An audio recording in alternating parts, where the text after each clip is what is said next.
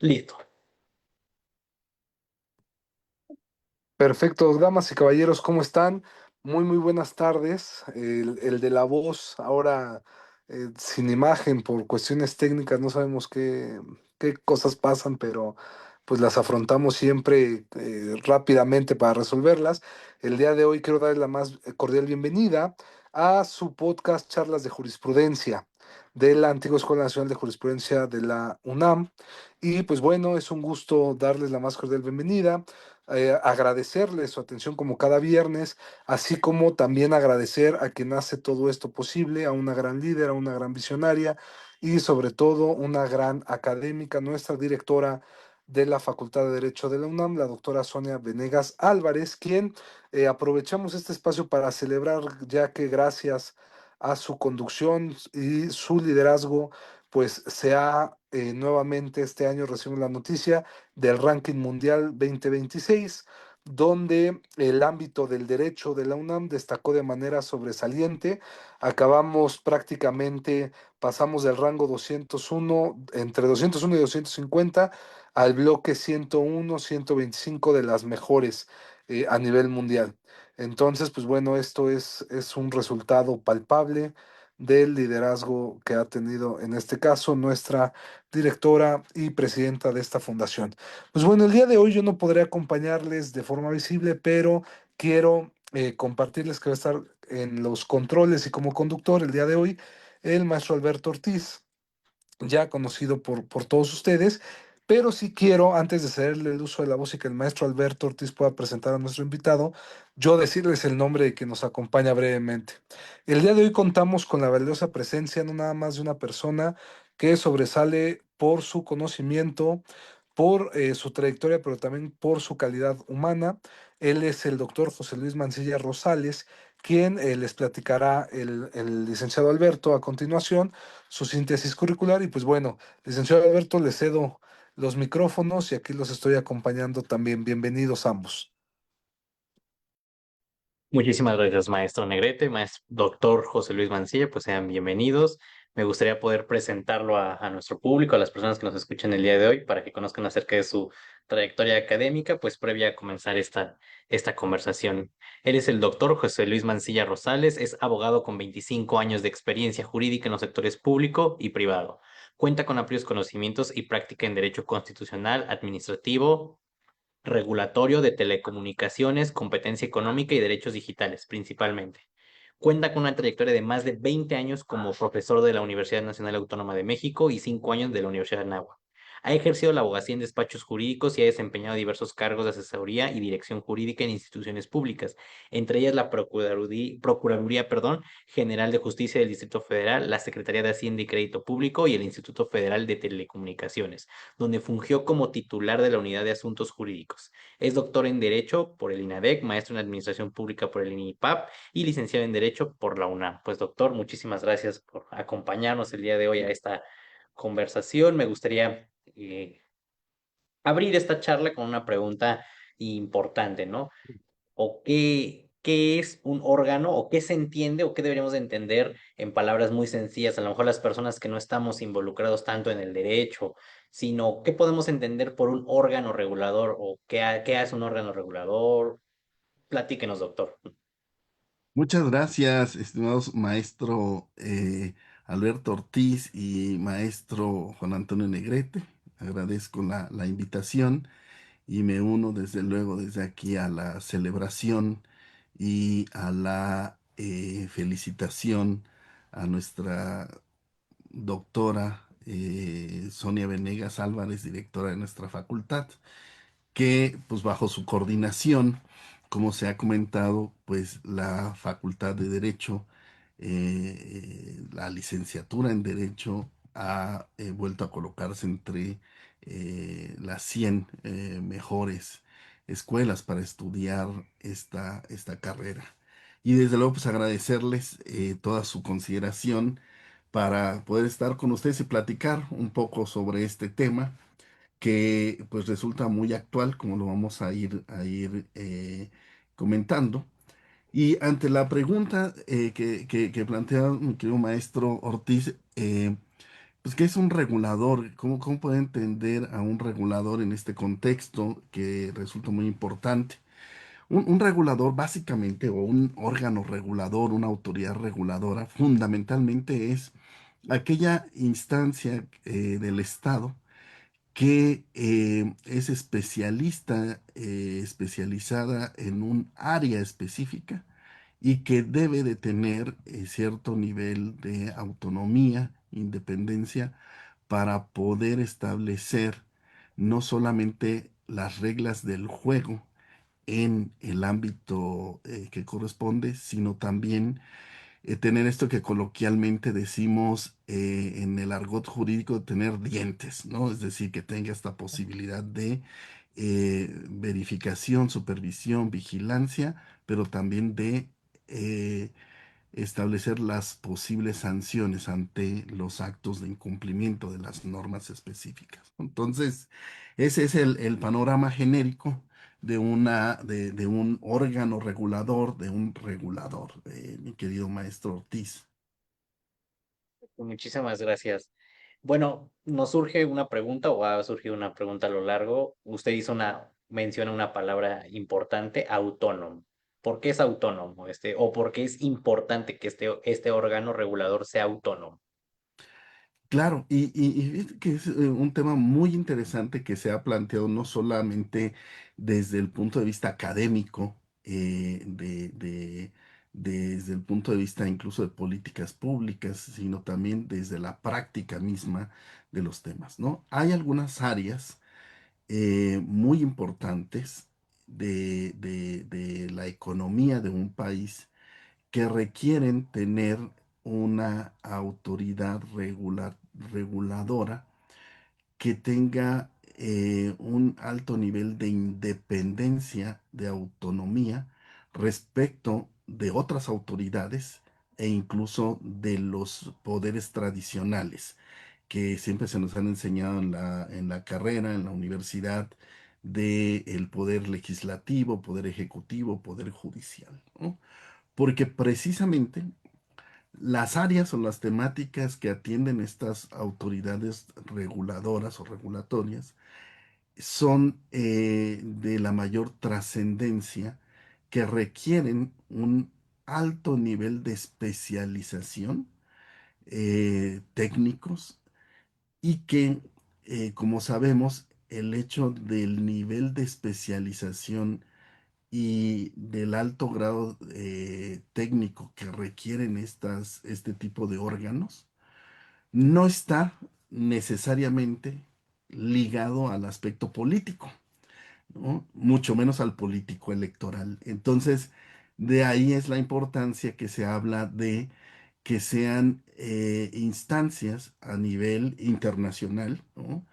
Esta idea de los reguladores fundamentalmente lo vemos en países del sistema Common Law, ¿no? Pensemos en Estados Unidos, Reino Unido, porque allí lo que se busca es precisamente que existan esta suerte de agencias independientes que puedan hacer su chamba, su trabajo, sin estar esperando algunos aspectos políticos, ¿no? Digamos, meramente político-electorales. Entonces, esa es la razón, la necesidad incluso de que estas autoridades reguladoras, pues en pocas palabras es, déjenlos hacer su chamba, porque ellos saben lo que hacen en razón del alto nivel de especialidad y tecnicismo que deben de tener, en pocas palabras, digamos, ¿no? Así, muy coloquial, pues, ¿no?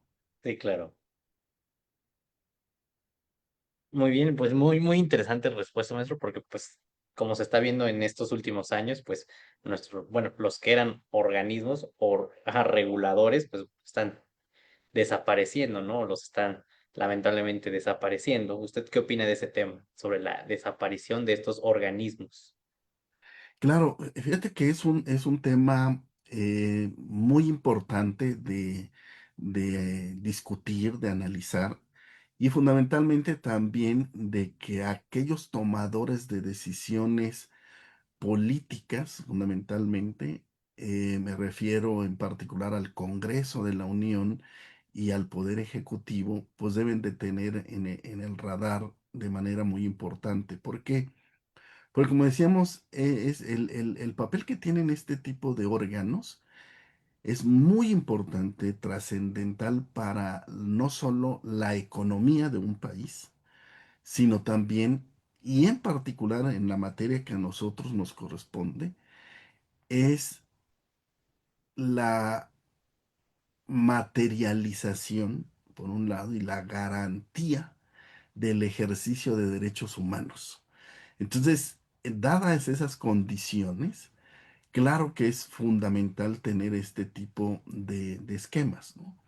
Ha habido, pues desde la academia, desde incluso la práctica política, la discusión, e incluso lo teníamos entre profesores de derecho constitucional, de derecho administrativo y demás, de que el nacimiento, el surgimiento de organismos constitucionales autónomos o de órganos constitucionales autónomos, pues lo único que hacían prácticamente era descentralizar la función administrativa, ¿no? La función ejecutiva. Esa, pues, es sinceramente una visión demasiado eh, básica, permítanme la expresión, ¿no? Porque, pues, realmente lo que fue sucediendo es que en la evolución de los estados modernos, se identificaba la necesidad de tener autoridades del Estado, sí, del Estado, que es algo que a veces se pierde de vista, ¿no? Pues se pensaba que los órganos autónomos eran autónomos de todo, ¿no? Y realmente no, eran autoridades o son autoridades que forman parte del Estado, que cumplen una función específica del Estado y que están sometidos a reglas, a leyes, normas, de igual manera que están sometidas las otras autoridades del Estado, como los poderes legislativo, ejecutivo y judicial.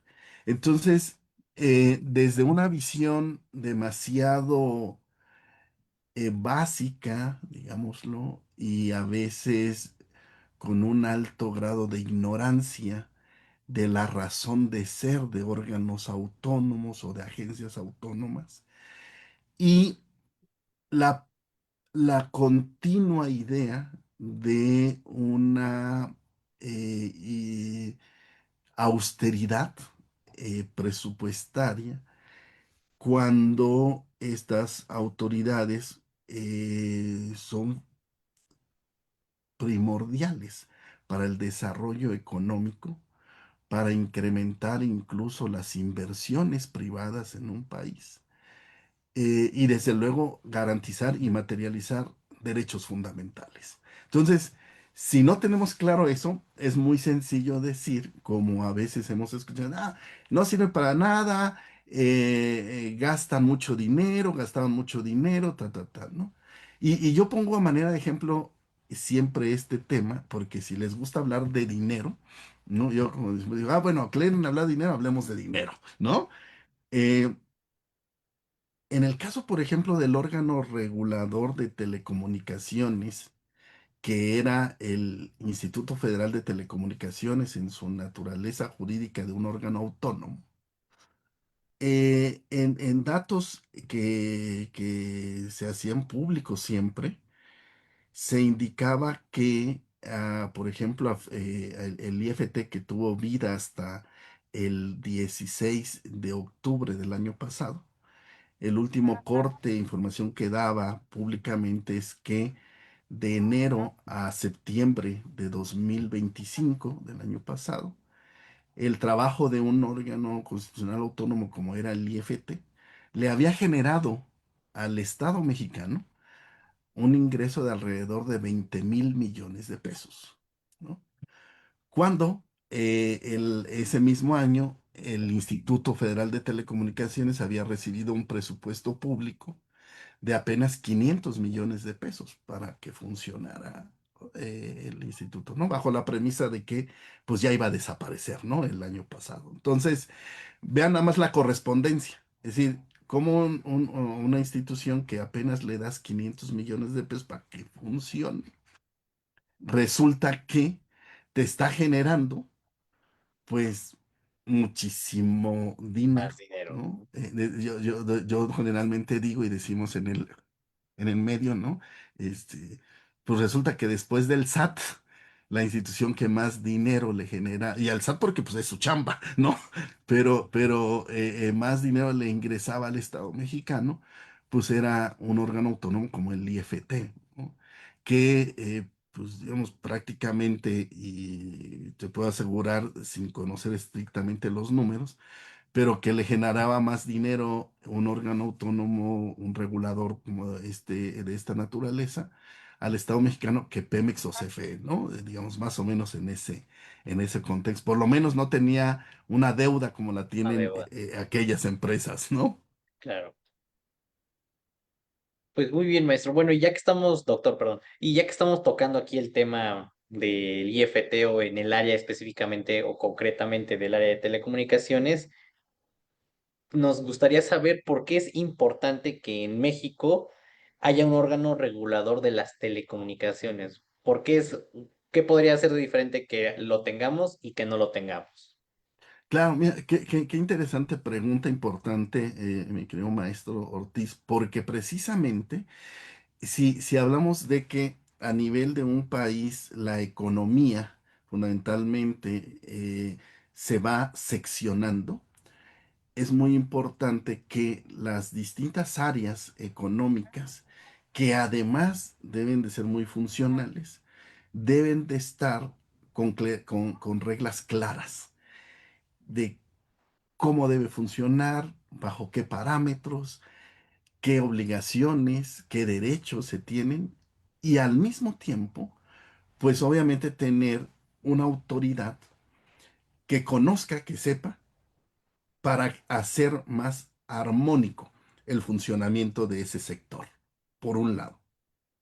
Pero como comentaba yo hace unos minutos, en la materia, por ejemplo, de telecomunicaciones, no solamente es un asunto, como se dice coloquialmente, de fierros, cables, ¿no? De toda esta infraestructura, de que ahí vemos los cablecitos de los proveedores, los postes, los ductos, los dispositivos, ¿no? Todos nosotros sin excepción, cuando andamos caminando por las calles de la ciudad, cualquier pueblo, generalmente en las esquinas encontramos unos cuadritos ahí, ¿no? Donde están y llegan las conexiones de líneas telefónicas. Es decir, a veces pensamos todo eso, o en la televisión comercial, ¿no? También en la televisión privada, sino, no solamente es pensar en eso, sino también precisamente en el punto esencial que a nosotros como abogados nos interesa también es el punto de derechos humanos. La, las telecomunicaciones y la radiodifusión a partir del año 2013, con una reforma constitucional muy importante, se elevaron al nivel de derechos humanos, derechos fundamentales. Entonces, dada esa condición, la repercusión que tiene en la vida diaria de cada uno de nosotros, desde el momento que nos levantamos, ya hoy en día todo el mundo se levanta y lo primero que hace es ver el celular, sus redes sociales, o prender la televisión, o prender el radio, ¿no?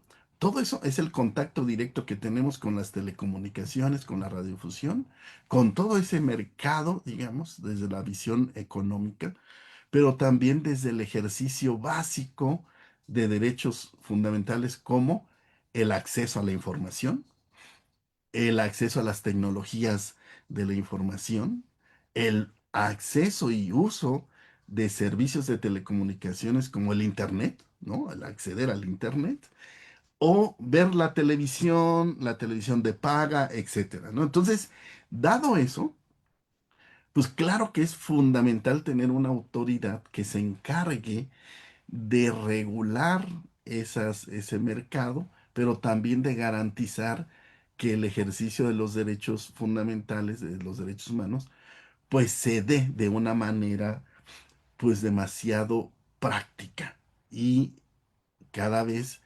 evitando que se limiten esos derechos, ¿no? Entonces, esa es la importancia, pues, es fundamental que tengamos una autoridad de esa magnitud en nuestro país. Ok, muy interesante respuesta, doctor. Bueno, nos surge una pregunta, o bueno, otra pregunta adicional. ¿Qué son o sea, qué entendemos por telecomunicaciones? ¿El internet, la radio, la televisión? ¿Qué más podremos comprender como telecomunicaciones en un sentido, pues sí, amplio? Claro, claro. La respuesta, digamos, más genérica de hablar de telecomunicaciones, las telecomunicaciones son comunicaciones a distancia, punto, ¿no? Es decir, cualquier comunicación que se pueda entender a distancia. Entonces, para eso, fundamentalmente el área, digamos, ahora sí que aristotélicamente hablando, ¿no? El género próximo es telecomunicaciones y la diferencia específica es hablar ya de servicios de telecomunicaciones y servicios de radiodifusión. Cuando hablamos de servicios de telecomunicaciones, en la inmediatez hablamos fundamentalmente de cuatro servicios. La telefonía fija, ¿no? Que hoy cada vez está más, pero bueno, todavía hay quienes tenemos por ahí el teléfono fijo en No casa, ¿no? local. Así es. La telefonía móvil, el servicio de acceso a Internet y el servicio de televisión y audio restringido, esto que le conocíamos como televisión de paga, ¿no? O televisión por cable. Entonces son esos cuatro básicos servicios: telefonía fija, móvil, servicio de acceso a Internet y el servicio de televisión y audio restringido. Esos son las telecomunicaciones, básicamente. Hay otros más aspectos, desde luego, recursos orbitales, satelitales, etcétera, etcétera, pero básicamente son estos, ¿no? Y por el otro lado, la radiodifusión, que es la radio sonora, la que escuchamos en nuestros aparatitos, ya sea en el carro, en el camión o en nuestras casas, y la televisión abierta, ¿no? Que puede ser comercial o privada, pero, perdón, comercial o pública, pero que ahí están. Entonces, esas son las telecomunicaciones, los servicios básicos y que en la inmediatez tenemos, ¿no? Y pues obviamente el tema del servicio de telecomunicaciones de acceso a Internet es el que nos permite hoy en día entrar a Facebook, estar viendo esta transmisión, a WhatsApp, a Telegram, a Instagram, a TikTok, etcétera, etcétera, ¿no? Es decir, esa es la posibilidad, o sea, esa es la gran importancia que tienen estos servicios, ¿no? Hoy en día es imposible imaginarnos la sociedad de la información que tenemos sin que existan las telecomunicaciones, ¿no? Por eso es tan importante. Que una respuesta muy amplia, muy interesante, porque sí, o sea, se habla de telecomunicaciones, pero ¿qué son las telecomunicaciones, no? Pero ya con esta respuesta, ya nuestro público, ya está, soy el interlocutor de aquí de esta reunión, se da una idea de qué es las telecomunicaciones. Ahora, enfocado o viéndolo desde un punto de vista jurídico, ¿cuál es la naturaleza jurídica del regulador de telecomunicaciones en México? ¿Cuál es esa naturaleza jurídica? Gracias, gracias, maestro Ortiz. En efecto, decíamos, hoy en día, en México, a partir del 17 de octubre de 2025, pues recientemente, ¿no? El nuevo órgano regulador de las telecomunicaciones en nuestro país tiene una naturaleza jurídica de ser un órgano administrativo desconcentrado, ¿sí? Y es un órgano desconcentrado de la Agencia de Transformación Digital y Telecomunicaciones. Hoy el órgano regulador en México de las telecomunicaciones se llama Comisión Reguladora de Telecomunicaciones. Y esa comisión tiene esta naturaleza jurídica, un órgano desconcentrado. Los que recuerdan sus clases básicas de constitucional o administrativo, fundamentalmente, ¿no? Es que, dada esa naturaleza, pues inmediatamente asumimos y pensamos que es un órgano que está dentro del Poder Ejecutivo Federal. al estar dentro del Poder Ejecutivo Federal, viene una Secretaría de Estado que se llama hoy Agencia de Transformación Digital y Telecomunicaciones, y dentro de esa agencia está este órgano desconcentrado, que es la Comisión Reguladora de Telecomunicaciones. Entonces, hoy en día, como podemos advertir, a diferencia de lo que sucedía hace algunos meses, hasta el 16 de octubre del 2025, que había un órgano constitucional autónomo, IFT, que pues seguía las reglas de cualquier organismo autónomo.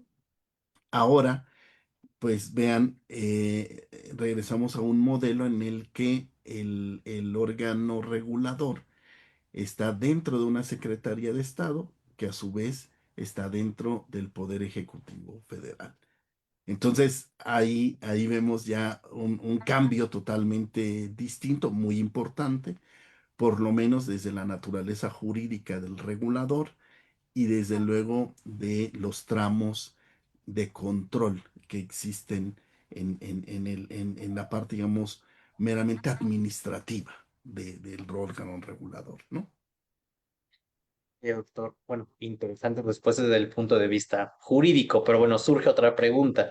Entonces, ahora, bueno, por lo que podemos entender, ya no es tan autónoma, porque entonces ya pasa a ser parte del Estado. ¿Es cierto eso o no? Es de lo que se ha comentado, ¿cierto o no?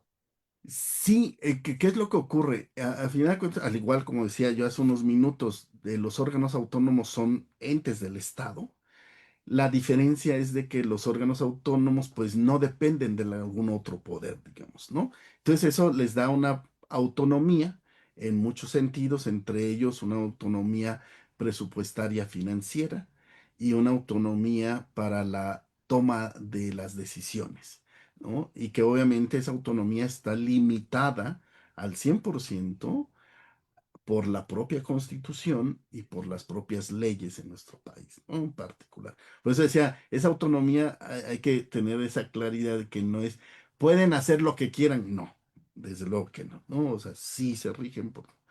¿Qué es lo que ocurre ahora? Que pues realmente lo que va a pasar es que el órgano regulador está dentro del Poder Ejecutivo, dentro de una Secretaría de Estado, y obviamente eso advierte posibles mecanismos de control político-administrativo, distinto a lo que podría haber en un órgano autónomo, ¿no? Es decir, pues en esta visión y estructura política de nuestro Estado mexicano, pues al final de cuentas, el Poder Ejecutivo que hoy en día está a cargo de la presidenta Claudia Sheinbaum, pues tiene a su cargo directamente a la Secretaría de Estado, que es la Agencia de Transformación Digital y Telecom, y dentro de esta agencia está la Comisión Reguladora de Telecomunicaciones. La nueva ley en materia de telecomunicaciones y radiodifusión, señala que esta comisión va a tener independencia técnica, operativa y de gestión.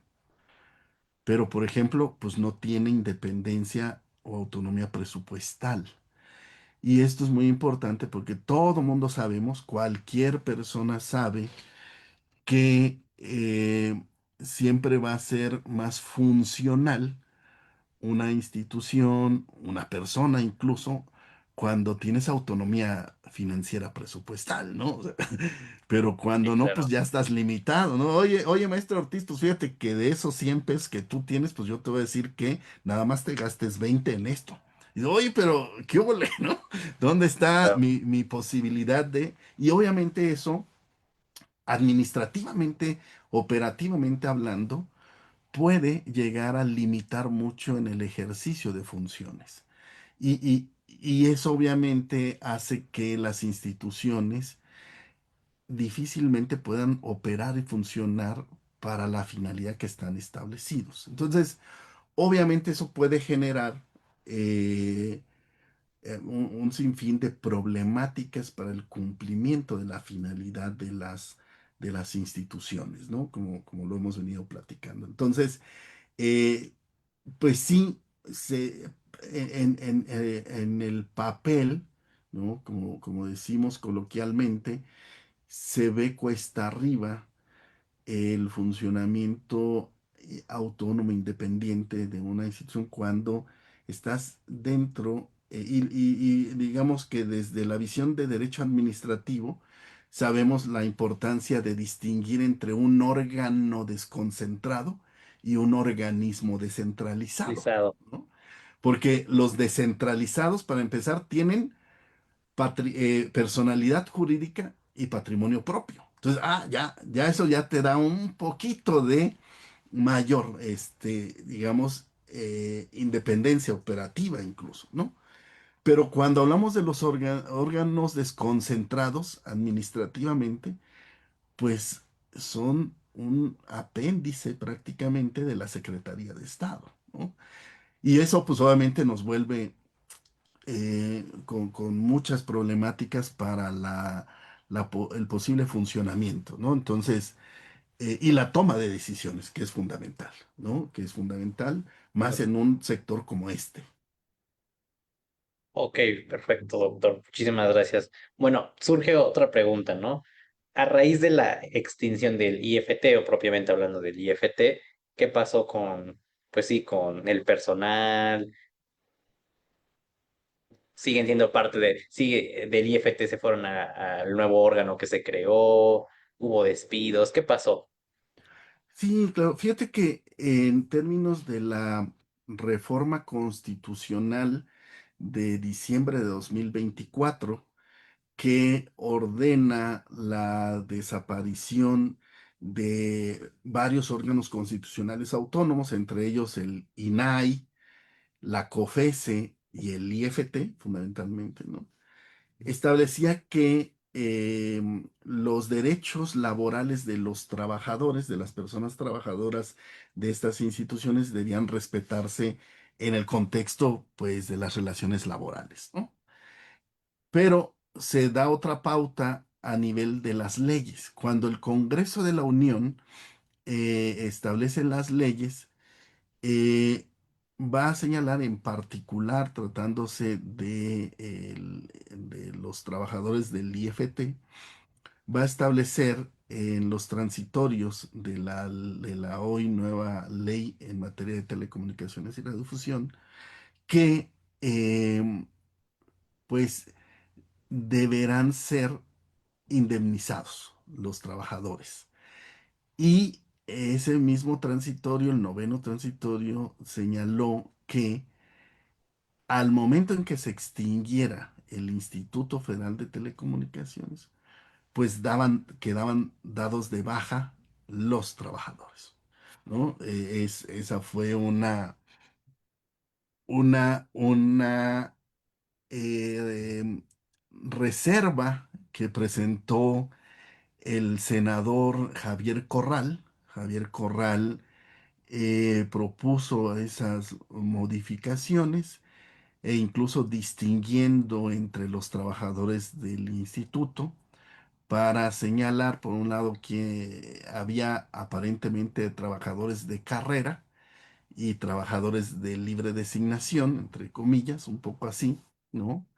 Algo absurdo porque en términos de la propia ley de telecomunicaciones, todas las personas trabajadoras del Instituto Federal de Telecomunicaciones eran personas de confianza, Ujú. ¿no? Con cierta Sí. naturaleza. Entonces, pues bueno, hace ya una distinción allí en la propuesta del senador Corral y que queda aprobada por el Congreso de esa manera, ¿no? ¿Qué es lo que ocurrió en la práctica? Que dada esa previsión establecida por el Congreso, es importante señalarlo, desde luego, em, pues se entendía esta parte de que pues ya acaba el instituto y ahí acabó todo, ¿no? Creo que lo que hacen las personas hoy comisionadas de la Comisión Reguladora de Telecomunicaciones, la CRT, eh, pues fueron identificando quizá, dada la también limitada estructura que se diseña para la CRT, ir recuperando algún personal de los que había en el instituto, ¿no? Entonces, cabe mencionar que debemos recordar que el IFT y la COFESE, ¿no? De alguna manera compartían cierto tipo de atribuciones. Por ejemplo, el IFT era la autoridad en competencia económica en los sectores de telecom y radio, y entonces se había especializado mucha gente en tema de competencia económica en el sector de telecom, desde luego, ¿no? Porque además el IFT resolvía esos temas. Dada esa desaparición y también se crea ahí sí un organismo descentralizado de nombre Comisión Nacional Antimonopolio, es de que algunas personas que por especialidad conocían muy bien el tema de competencia económica en el ámbito de telecom, fueron, algún personal fue recuperado, permítame esta expresión, ¿no? O invitado a colaborar al antimonopolio para, pues, aprovechar esa expertise, desde luego, ¿no? Que es tan importante. Experiencia, ¿no? Sí, y por el lado de la CRT, pues ha sido, sí, nada más para que más o menos calculemos, en el caso del IFT tenía alrededor de 1,200, 1,300 trabajadores, ¿no? Entiendo que hoy la estructura de la CRT debe estar alrededor de 400, 500 trabajadores A aprox, una ¿no? tercera parte, ¿no? Y además, pues hay que quitar a aquellos que pues, se fueron al antimonopolio, ¿no? Que pudieron ser recuperados en el antimonopolio. Entonces, ¿qué es lo que ocurrió? Pues sí, eh, hay un gran número de personas que se especializaron durante pues, los 12 años casi de vida del Instituto Federal de Telecomunicaciones, conocedores todos ellos de sus áreas. Ahora, hay que señalar algo muy importante, una institución como esa, y dada la naturaleza de la materia, necesitas perfiles muy bien focalizados, que eran economistas, ingenieros y abogados, desde luego, ¿no? Por la naturaleza de las funciones que tenía en la institución.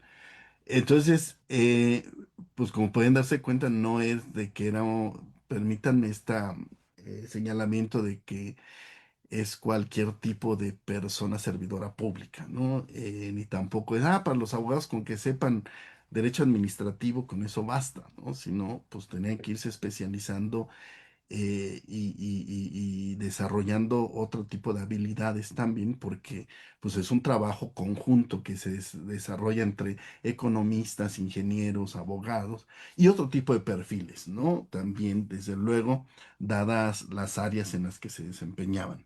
Entonces, sí fue un gran número de personas trabajadoras que, dada ese cambio, pues se perdieron, digamos, o se están perdiendo en este cambio que se dio, ¿no? Entonces, sí es complejo porque, pues desde luego, siempre se aspira a que las instituciones públicas cuenten con el personal capacitado, con el personal especializado, y dada la característica que hemos venido comentando desde el principio de este programa, que debe tener un regulador, ¿no? O sea, no es tan fácil decir, bueno, ahí le voy aprendiendo, ¿no? Porque pues también Claro. es complicado, ¿no?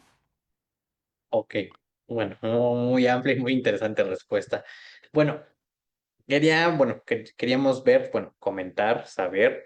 Sabemos que el TEMEC contempla, o el tratado, el TEMEC contempla la existencia de estos organismos autónomos, pero entonces, a raíz de este cambio, la nueva naturaleza jurídica, pues sí, esta nueva naturaleza jurídica es acorde con lo que plantea o con lo que prevé el TEMEC, o ya estamos en contra, o ya, bueno, ya nos encontramos en una situación jurídica que va en contra de lo establecido en el TEMEC.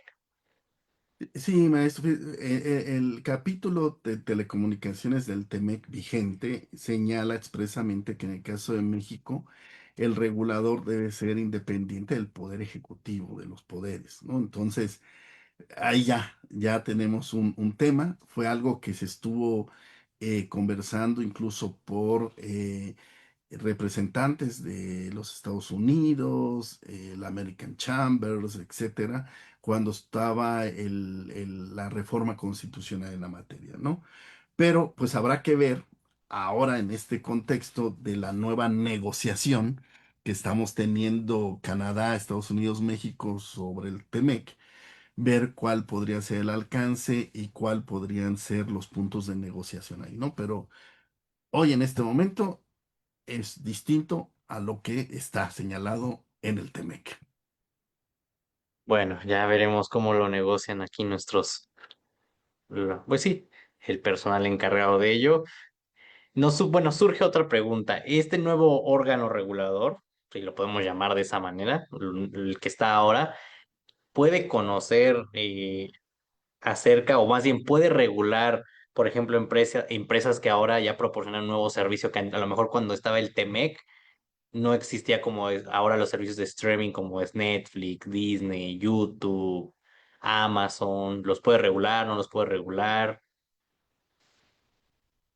La, Dígame, la, doctor. la premisa es en el contexto actual y como está previsto en nuestra normatividad, no.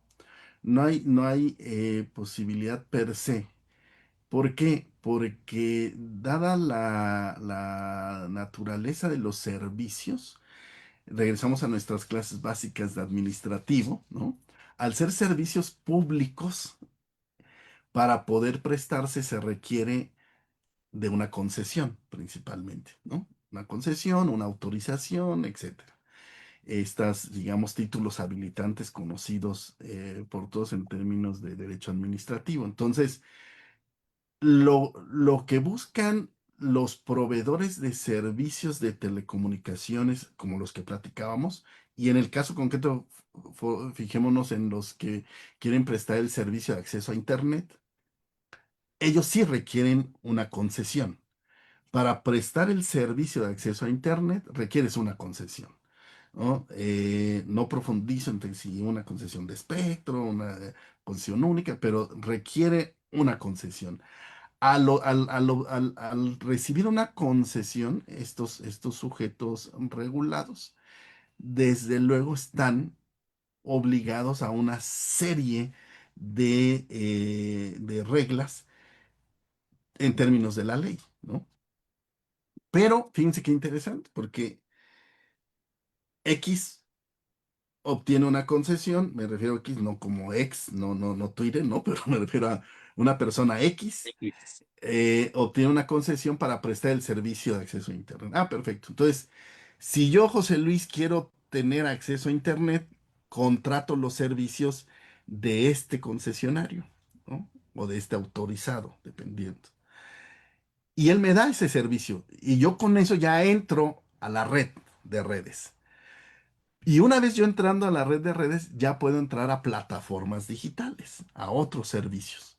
Entre ellos, por ejemplo, pues estos servicios que se les conoce como OTT, Netflix, YouTube, etcétera, ¿no? Y generalmente algunos de esos servicios pueden ser, eh, entre comillas, gratuitos, digamos, como YouTube, tú entras y pues no, si no tienes una cuenta premium que pagues, pues bueno, te avientas los comerciales, ¿no? Y demás. Pero no es de que tú contrates el servicio de Internet directamente con YouTube o con Netflix, sino que tú ya tienes un proveedor que te permite entrar al Internet y ya entrado a Internet, ya entras a esas plataformas. Entonces, la autoridad reguladora no puede en este momento regular a los OTTs o a los servicios de streaming por esta condición, ¿no? De que no son autorizados por ti, no son concesionarios, ¿no? pero sí puede quizá ir estableciendo o dando ciertos parámetros de estándares, digamos, para el tema, por ejemplo, de contenidos audiovisuales, ¿no? O de cuidar ciertas características de esos contenidos audiovisuales, pero ya difícilmente podrías llegar a sancionarlos, ¿no? O a estarlos revisando como tal, porque pues porque no tienes un vínculo jurídico a partir del cual los puedas tú, decimos coloquialmente, agarrar, ¿no? Ok, pues interesante respuesta, maestro.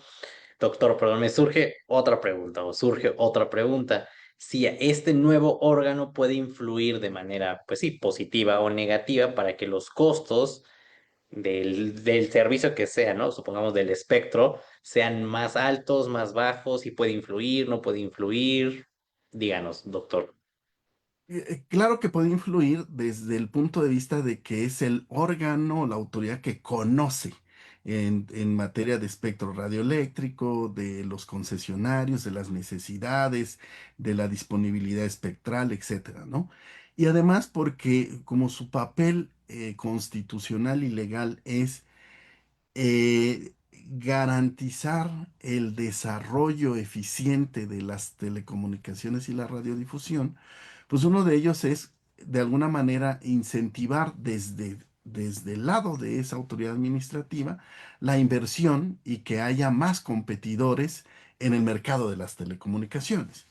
Pero lo cierto también es de que, como sabemos, la autoridad en materia de derechos, de impuestos, de contribuciones, pues es la Secretaría de Hacienda y Crédito Público, ¿no? Por un lado, y quien al final aprueba la Ley Federal de Derechos, pues es el Congreso de la Unión, ¿no? Pero sí, desde luego, como autoridad reguladora, conocedora, especializada en el tema, claro que puede influir, claro que puede incentivar a que el costo, el valor del espectro radioeléctrico pueda tener un valor, un costo que permita una mayor competencia en el sector y que vengan cada vez más agentes a participar en el mercado. Bueno, entonces podemos interpretar o entender que sí puede influir a lo mejor para que estos costos sean más accesibles o sean más bajos, ¿no? Porque al final se sigue fomentando justamente eso que usted nos menciona, la competencia, ¿no? Que es como la parte toraz o fundamental de estos órganos. Y bueno, ya una última pregunta, doctor, porque ya nos estamos extendiendo. Vamos a una última pregunta que nos mandan. Dice, ¿considera, doctor, que los lineamientos para la identificación de las líneas telefónicas móviles recientemente emitidos por la CRT violenta derechos humanos fundamentales? Es una pregunta muy importante, ¿no? Que digamos directamente, o sea, estos lineamientos es, por ejemplo, parte de la regulación que tiene que emitir y que ya emitió la CRT. Pero esos lineamientos tienen una base en la ley. Es en la ley en materia de telecomunicaciones y radiodifusión que se previó el que los operadores de líneas móviles no activen o eviten que siga activada una línea móvil sin que tenga una vinculación con una persona, ya sea física o moral, ¿no? Y para ello, la ley prevé que entonces debe de estar vinculadas todas las líneas móviles con una persona. Entonces, para ello dispuso la ley que debe existir por parte de los proveedores este registro. Hay una línea A que corresponde a Pedro Páramo, la B a José Luis Mancilla, la C a Alberto Ortiz y así sucesivamente, ¿no? Entonces, pero para ello la parte delicada es que pues tiene que el proveedor compilar, obtener datos personales importantes como nombre, domicilio y fundamentalmente lo que están agregando es la CURP. para las personas físicas y el Sí. RFC para las personas morales. Entonces, el tema ha sido de que muchas personas ya habían promovido su juicio de amparo en contra de la ley, en principio, y otros más han venido esperando esperaron a la emisión de los lineamientos. Los lineamientos fueron publicados el 9 de enero de este año, o sea, reciente, ¿no? Nos damos cuenta. Y mucha gente esperó eso para impugnar, porque consideran fundamentalmente que es desproporcional el hecho de exigir esos datos por parte de los proveedores para seguir manteniendo tu línea telefónica. Y eso brinca, y es muy interesante el planteamiento, ¿por qué? Porque en efecto, porque la ley señala, si el proveedor o no, una línea telefónica no está identificada por el proveedor vinculada, ya sea fundamentalmente porque el particular, la persona, no hizo este registro, cancela el servicio. Ajá. Y decíamos al principio del programa, oye, ¿qué húbole? Porque pues si estamos hablando de que desde 2013 los servicios de telecomunicaciones y reducción son derechos fundamentales, son derechos humanos, y además son servicios públicos de interés general, pues ¿dónde está el sustento constitucional para que tú ordenes que te cancelen tu servicio de algo tan importante como es tu servicio de telefonía móvil, que incluso generalmente va vinculado al servicio de acceso a Internet, ¿no? La mayoría de las Sí. personas hoy usamos nuestro celular, nuestra línea móvil para acceder a Internet. ¿Eso qué significa? Que prácticamente me estarían restringiendo mis derechos de acceso a la información, de libertad de expresión y desde luego de acceder a los servicios de telecomunicaciones. Entonces, sí, está muy complejo y vamos a esperar que resuelven los tribunales, los juzgados tribunales en este punto, para ver si llega a ese punto efectivamente de de violentar el marco constitucional y en particular pues los derechos fundamentales, ¿no? Como los hemos platicado, mi querido maestro Ortiz. Bueno, entonces supongamos que con la marcha vamos a ir viendo qué criterios establecen los juzgadores respecto a este tema, ¿no? ¿Es violatorio, no es violatorio? Ya eso seguramente derivará o los nuevos ministros de la Suprema Corte decidirán, ¿no? Porque de qué va a llegar, de qué va a llegar el asunto hasta las últimas instancias va a llegar, ¿no? Sí, es una, Totalmente, sí, efectivamente. totalmente. Así Y es. una última pregunta nos mandan aquí en el Facebook, ¿qué es una CRT? Bueno, una CRT, bueno, más bien se han referido a la CRT, que es la Ajá, Comisión Reguladora de Telecomunicaciones. el Así como nuevo antes, el órgano, nuevo ¿no? órgano regulador, así es. Ok. Ese mero es. Perfecto, doctor. Pues no sé si aquí el maestro Negrete quiere hacer algún comentario, porque la verdad es que la plática está bastante interesante respecto a estos, respecto a este nuevo órgano regulador. Bastante, yo creo que se queda chico, estimado maestro Alberto. Es muy interesante hablar de este tema y sobre todo cuando salió la invitación con el maestro, con el doctor Mancilla, era el tema de que decíamos, bueno, es que mucha gente y los escribían, tiene mucha duda respecto de qué pasó con las telecomunicaciones, porque muchos desconocían qué había pasado después de las reformas. Entonces creo que nos cayó como anillo al dedo para el público en general, doctor Mancilla, que de la voz de un experto como usted pudiéramos aclarar estas dudas. Sobre todo aprovechamos para saludar a todas aquellas personas que están conectadas con nosotros, a los que nos han comentado, pues bueno, sobre todo muchos saludos al doctor Mancilla, de Edgar Castillo, Luis Miranda, Lorena Aragón, Antonio Zorrilla y otros que nos han escrito también por las otras redes. También les agradecemos mucho que nos estén sintonizando. Pues bueno, no me resta más que agradecerles porque el tiempo, como siempre hemos dicho, el dios Cronos es muy eh, avaricioso con dar más pizcas de tiempo y tenemos que cerrar, sobre todo por la agenda de nuestro querido doctor Mancilla, pero no acotamos el tema. Querido doctor, yo creo que hay que seguir explotando esto, seguir informando a todos los alumnos, los estudiantes, las personas interesadas en aprender el nuevo sistema de telecomunicaciones. Y pues será un placer acercarnos con el experto, con usted, para poder armar algo al respecto. Sí, por favor, las personas que nos ven, alguien está interesado en algún curso que demos, o mejor aún, un diplomado en Derecho a las Telecomunicaciones y Competencia Económica. Estoy diciendo al aire un nombre, obviamente lo podemos detallar. Por favor, escríbanos en los comentarios para tenerlo ahí en el radar. Y pues bueno, también ahorita que está de moda, no de moda, sino que fue muy sonado también, que se están presentando amparos en contra de la obligación esta de tener que dar los datos de la curva biométrica y otros datos conectados con una línea telefónica. Pues bueno, queremos comentarles que hubo muchas reformas en el Poder Judicial, en temas de amparo, y vamos a tener el nuevo diplomado de juicio de amparo con las nuevas reformas. Iniciamos a partir de este viernes 6 de febrero, por lo que si aún no se han inscrito, envíenos un mensaje, por favor, para darles todas las ofertas que tenemos para ustedes. Vamos a tener grandes maestros, catedráticos de la Facultad de Derecho de la UNAM, vamos a tener a magistrados y vamos a tener también abogados expertos litigantes en la materia. Realmente está bastante interesante.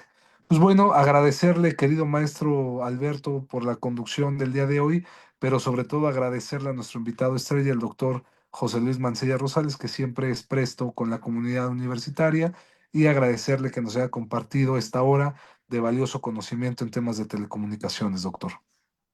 El agradecido soy yo, mis queridos maestros, por la invitación, desde luego.